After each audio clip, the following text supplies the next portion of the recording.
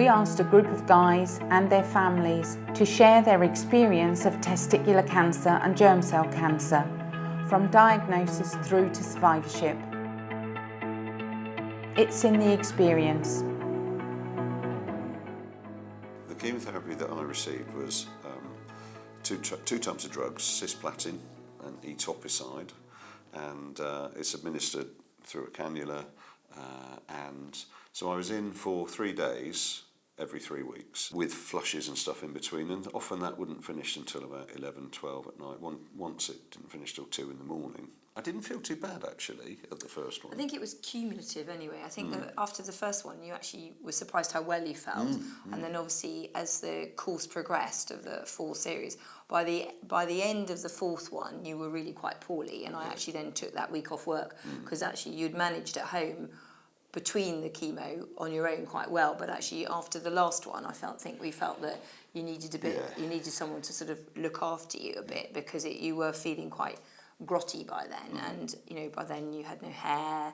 The eyelashes had gone. That was the worst bit. But you also when they go. you just felt very sick, and actually you didn't feel very well, and that was obviously the results of all the chemotherapy and building up in your body. People keep saying about how horrible it is. It's not that enjoyable, but it was, in my case, I was wired up on my first day to a drip for about the best part of 14 hours, not really being able to do anything, and it's tiring as well. It's just a long time away from, it felt like ages away from sort of being home and that as well. It just does knock you for 6, but you try and get visitors and stuff, it's not always possible. Yeah, tried to visit as much as we could, didn't we? But life gets in the way. People still got to work. People still got to earn. And it's my first session. I was in a ward on my own, and nurses are brilliant, but your own company when you're wired up for something, you get on your nerves after a while. I was in 2 minds really, because I knew that the chemotherapy was going to give him the best chance of coming through this. But then it also goes against your own maternal instinct to almost be given permission for people to give your son something that is going to make him so poorly. So you have that battle, I think. That's how I found it. For the chemotherapy, I didn't think we had much. We didn't have any other options. So it was our option. We didn't have much time to think about it, whether it was going to be good, bad, or it was just what Lewis needed at the time. And it was the only thing I think that was going to save him. So, and I think because the diagnosis and the start of treatment was so quick, within 3 days, I don't think I had time to even stop and think about it. I just thought, well, this is what he needs. The doctors have told us this is what he needs. So this is what's going to make him better. I wouldn't advise having it. No, but if you need it, it's a necessity. It was having the chemotherapy was worse than having the cancer itself. But it's one of those things where you think you need to get through it because at the end of the day, it's what's healing you. It's killing everything in your body, which is good, but also killing the bad stuff as well. From almost day 1 of the chemotherapy, it helped because I was struggling to lie down, to breathe, etc. And then I think it was probably 36 hours after having started our chemotherapy, I could then lie back on my back and relatively a lot easier than it was before to breathe, etc. So after the chemotherapy, I had radiotherapy then as well. The radiotherapy was, in comparison, a lot easier than chemotherapy. It was almost, because I've not reacted quite badly to the chemotherapy, but I felt the effects of the chemotherapy quite bad. The radiotherapy was, a relative walk in the park, but for example, I'd have it before I went to work in the morning on a Tuesday, I'd have radiotherapy, and then go to work for a day, and then Wednesday morning before work I'd have radiotherapy. But with chemotherapy I couldn't have done that.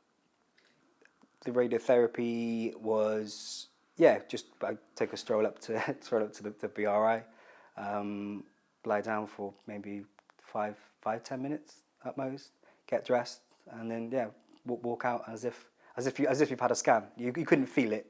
It wasn't as if I originally thought it might be you're going to feel a little buzz or feel some heat coming in or something like that, but it wasn't. It was kind of, there we go, done. I remember the first time they said they finished, and I hadn't realised it actually started. So it was a massive shock that it was going to work so quickly, because you read of and hear stories of how long cancer treatments last, etc.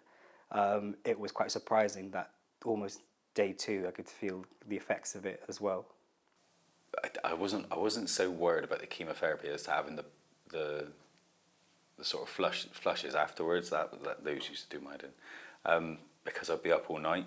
I knew I'd be up all night, but I can't remember the chemo having any sort of like negative effects on me.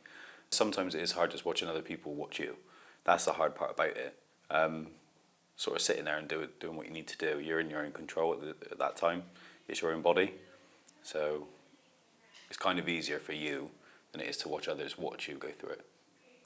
It was a sobering experience, going into the ward with 6 or 7 other chairs and beds in there with people that were far worse than me, realising I was just in there for one treatment.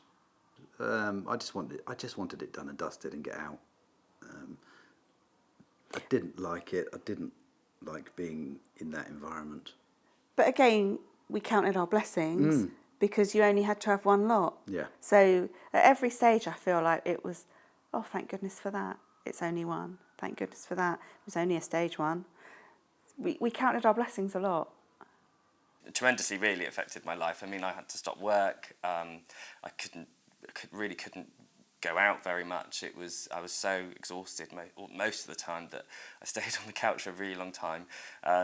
So yeah, it really does affect your life. There's nothing you can do about that, really.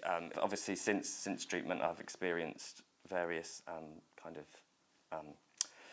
side effects from the treatment, peripheral neuropathy, and all the kind of tingling in my hands and feet that have been really severe. But a really positive thing that came from treatment was that I had to be kind of stationary most of the time, and I had to fill my mind with something and do something interesting and crafty.